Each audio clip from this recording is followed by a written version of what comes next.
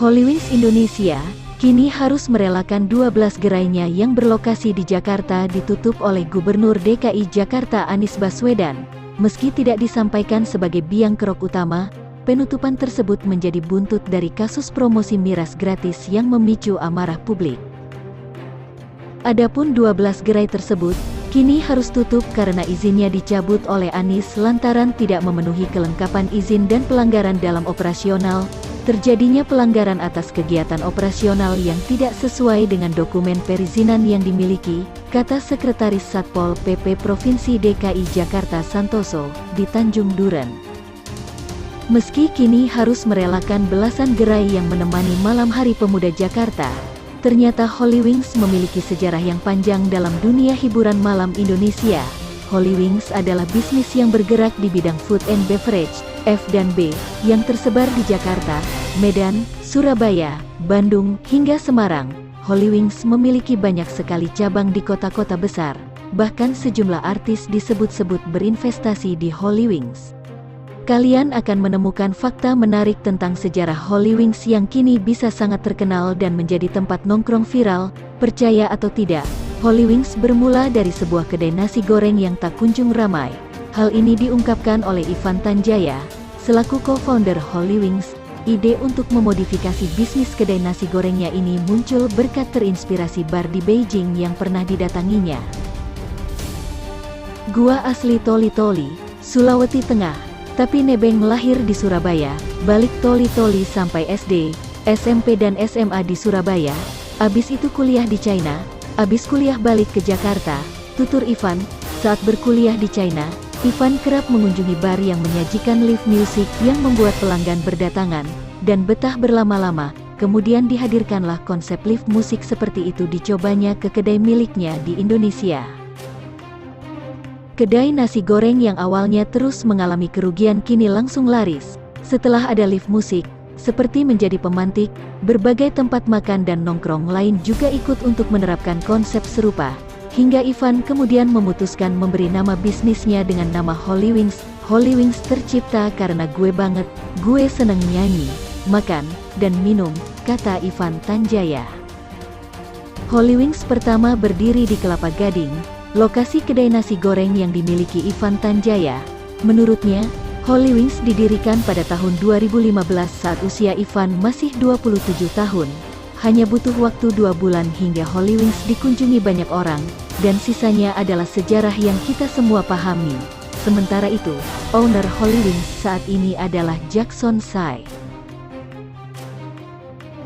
Hingga saat ini, setidaknya terdapat 18 cabang Hollywings di kota besar di Indonesia, seperti Jakarta, Bandung, Bekasi, Serpong, Surabaya, Medan, Makassar dan akan buka di Bali. Hollywings Bali ini akan jadi salah satu beach club terbesar, dengan luas lahan atau area mencapai 3 hektar, dapat dibayangkan bukan betapa serunya tempat ini. Sementara itu, pakar hukum pidana Universitas Trisakti Asmi Syahputra, menyayangkan kasus dugaan penistaan agama lewat promosi minuman keras, miras, oleh Hollywings, yang hanya menjerat pelaku di level staf.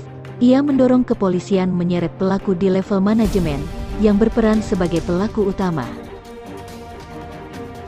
Dalam kasus promo minuman alkohol Hollywings, para pelaku pembantu tidak boleh diadili sebelum pelaku utama terbukti bersalah. Polisi harus temukan personil directing mind-nya, kata Asmi di Jakarta.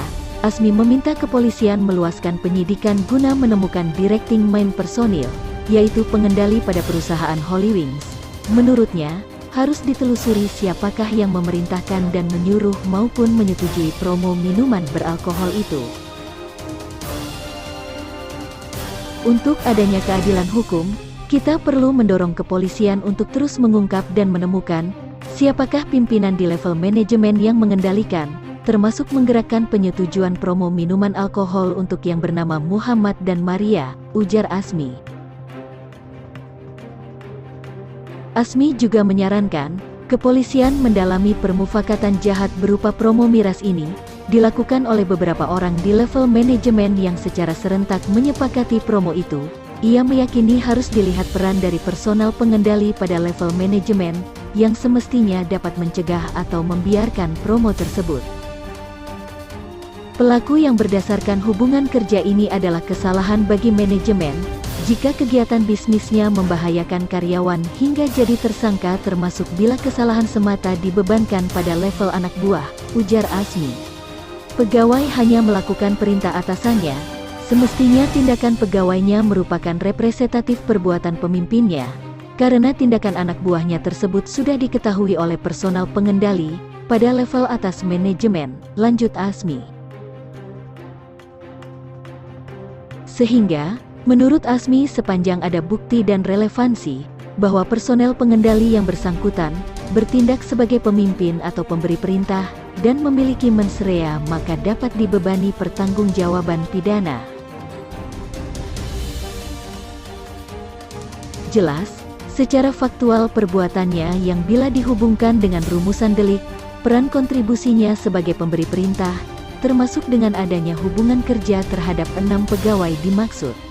Hanya sebagai kategori pelaku pembantu, maka personal pengendali pada level manajemenlah, yang semestinya sebagai pelaku utama bukan anak buahnya, dan dalam hukum pidana pelaku pembantu tidak boleh diadili sebelum pelaku utama terbukti bersalah, tegas Azmi.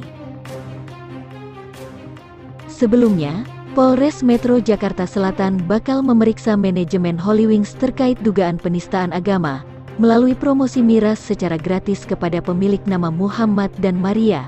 Pemeriksaan itu dilakukan untuk mengusut tuntas dugaan kasus penistaan agama yang dilakukan Holywings. Jakarta Pusat, Royan Khalifah bereaksi atas unggahan Holywings tentang minuman keras atau miras gratis bagi pengunjung bernama Muhammad dan Maria. Menurut Royan Khalifah, konten promosi yang diunggah pada akun Holywings di media sosial Instagram itu telah menodai agama Nasrani dan Islam.